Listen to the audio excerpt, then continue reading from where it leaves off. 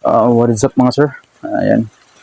May nagtanong sa atin, may nag-PM sa atin na bakit daw yung Plus 150X niya is pagpalo ng 6 speed wala daw, parang walang power, walang hatak ba, no?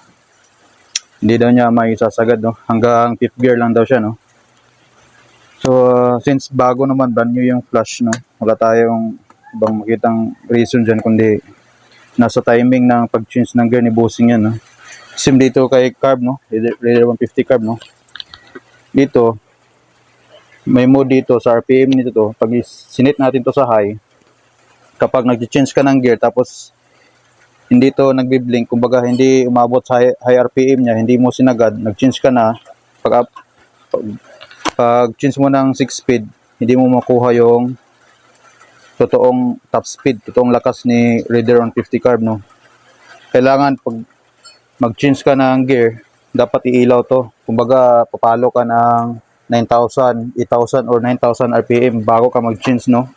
Kapag dito lang, below lang, 5,000, 6,000, nag-change gear ka na, ganun-ganun, wala talaga. Hindi mo makuha yung totoong top speed ng motor, no? Same lang din kay flash yan, no? Pag-change mo ng first gear, dapat palo talaga sa high RPM, no? 6,000, 7,000, 8,000 RPM, no? So on. First gear, second gear, third gear, hanggang umabot ng 6 gear para nakabuelo na yung motor, may lakas na, no?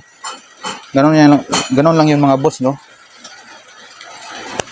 Pag ginawa mo yan kay Raider 150 carb, first gear 5,000, 6,000 RPM pa lang, nag-change gear ka na, pagdating mo ng pagpalo mo ng 6 halos hindi papalo to ng 100 km per hour. Pero pag sinagad mo yung RPM mga boss, papalo to ng 130, yung totoong top speed niya yung lalabas, no? So ganun lang yung masasabi ko kay bossing, no? Yung timing lang sa pag-change ng gear lang talaga, no?